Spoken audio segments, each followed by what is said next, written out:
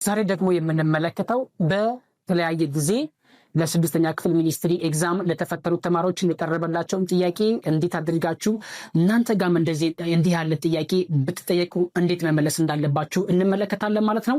እንደዚህ ያለ ይዘት ያለው ትምህርት የምትማሩ ተማሪዎች ካላችሁ እንዲሁም ደግሞ ልጆቻችሁን የምታስጠኑ ወላጆች ካላችሁ ይህን ቪዲዮ እስከ መጨረሻው ድረስ ማየት ይጠበቅባችኋል ማለት ነው። እንግዲህ እዚህ ጋር የተጠየቅነው ጥያቄ መሰረቱ ወይም ደግሞ ምን አይነት ጥያቄ ተጠይቋል የሚለውን ስናነሳ ስለ ፍርቅ ውስጣዊ እንዲሁም ደግሞ ፍርቅ ውጫዊ አንግሎችን መሰረት በማድረግ ለተማሪዎች ተጠይቋል ማለት ነው። የተጠየቅነው ጥያቄ ከሚከተሉት ውስጥ ይሄንን ምስል በማየት ትክክል የሆነው የትኛው ነው? እነዚህን አማራጮችን በማየት ማለት ነው። ስለዚህ ይህን ጥያቄ አብረን ነው የምንሰራ ማለት ነው። በየትኛውም ቦታ ላይ ሆናችሁ ይህንን ቪዲዮ የምትመለከቱ ወላጆች ካላችሁ መጀመሪያው ቪዲዮ ላይ ካርጋችሁ ጀምሩት። እንዲሁም ደግሞ ለቤቱ አዲስ ከሆናችሁ ሰብስክራይብ ማድረጋችሁ እንዳይቀር አብረን እንስራው። ስለዚህ ይህን ጥያቄ ከመስራታችሁ በፊት ማድረግ ያለባችሁ ወሳኙ ነገር ምንድን ነው? ፍርቅ ውስጣዊ አንግል የሚባሉት የትኞቹ ናቸው? እንዲሁም ደግሞ ፍርቅ ውጫዊ አንግል የሚባሉት የትኞቹ ናቸው የሚለውን የመለየት ስራ እንሰራለን ማለት ነው። ይህንን ምስል ስንመለከተው ፍርቅ ውስጣዊ አንግል እና ፍርቅ ውጫዊ አንግሎችን የተመሰረቱበት ዋነኛ ምክንያታቸው እዚህ ጋር እንደማየው ሁለት ትይዩ መስመሮች እናገኛለን። የመጀመሪያው ትይዩ መስመር መስመር መ ሲሆን ሁለተኛ መስመር መስመር ለ እና አንዱ ቆራጭ መስመር መስመር ሸ። እነዚህን በማየት በአጠቃላይ 8 አንግሎች እዚህ ላይ እንመለከታለን ማለት ነው። ከነዚህ 8 አንግሎች ውስጥ ደግሞ አራቱ ውስጣዊ አንግል ሲሆኑ አራቱ ደግሞ ውጫዊ አንግሎች ናቸው። ስለዚህ እነዚህን ውስጣዊ አንግሎችና እነዚህን ውጫዊ አንግሎችን የአንግል መጠናቸውን በማየት ፍርቅ ውጫዊ አንግልና ፍርቅ ውስጣዊ አንግል በማለት እንለያቸዋለን። ስለዚህ አሁን የምናደርገው የትኛው ፍርቅ ውስጣዊ አንግል ነው፣ የትኛው ፍርቅ ውጫዊ አንግል ነው የሚለውን የመለየት ስራ እንሰራለን። ከዛ በኋላ እነዚህን ጥያቄዎችን እንሰራለን ማለት ነው።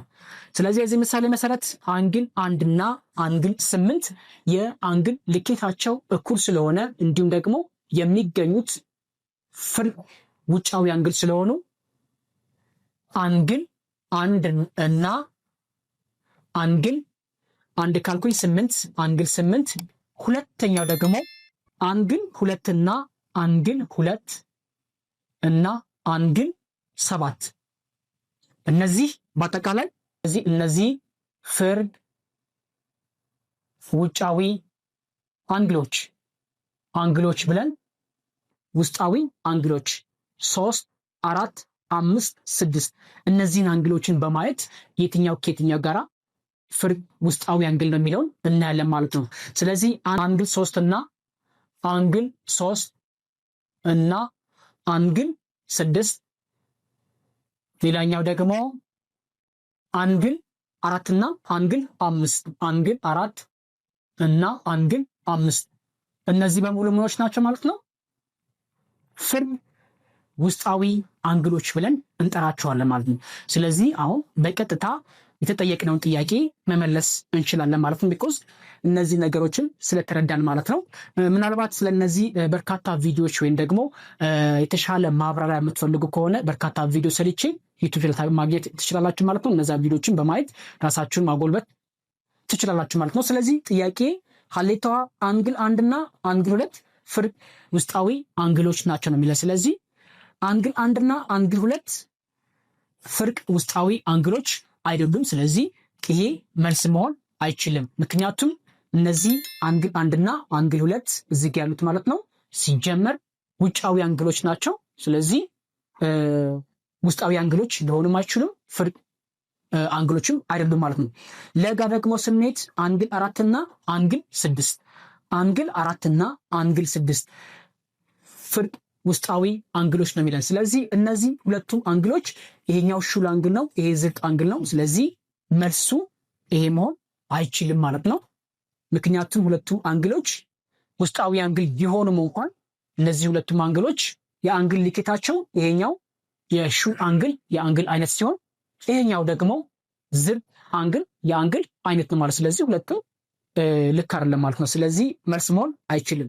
ሐመር ውሃ አንግል 2 እና አንግል 8 አንግል 2 እና አንግል 8 ቅድም ባወራሁት ምሳሌ መሰረት እነዚህ ሁለቱም አንግሎች የሚገኙት ውጫዊ አንግል ናቸው።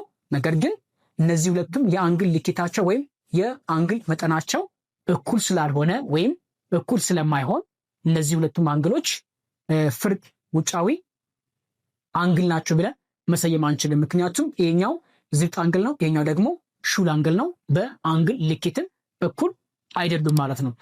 ሌላኛው ደግሞ የመጨረሻው መልስ፣ ስለዚህ ይሄ መልስ መሆን አይችልም። አንግል 2 እና አንግል 7 ቅድም እዚህ ጋር ስናወራ ነበረ። አንግል 2 እና አንግል 7 ፍርድ ውጫዊ አንግሎች ናቸው። ፍርድ ውጫዊ አንግሎች። ስለዚህ መልሳችን ምን ነው ማለት ነው። ይህንን ቪዲዮ በዚህ ቪዲዮ መልካም ነገር ወደ እናንተ እንዳደረስኩ ተስፋ አድርጋለሁ። ቪዲዮ እንደወደዳችሁ ተስፋ አድርጋለሁ። ይህን ቪዲዮ ላይክ አድርጋችሁ ለፉ። እንዲሁም ደግሞ በተለያየ ፕላትፎርም ሼር ብታደርጉላቸው ለተማሪዎች መድረስ ይችላል ማለት ነው። እናንተም 6ኛ ክፍል ካላችሁ እንዲሁም ደግሞ 8ኛ ክፍል ተማሪዎች ከሆናችሁ ይህን ቪዲዮ እስከ መጨረሻው ድረስ በማየት ተጠቃሚ ይችላችሁ። ሌሎች መድረስ። በቀጣይ ደግሞ እናንተን ሊጠቅሙና ሊያግዟችሁ በሚችሉ በርካታ ቪዲዮችን እንገናኛለን። እስከዛ ድረስ ሁላችንም በያለንበት መልካም ጊዜ እንመኛለን። አዲስ ከሆናችሁ ሰብስክራይብ ማድረጋችሁ እንዳይቀር። ይመቻችሁ።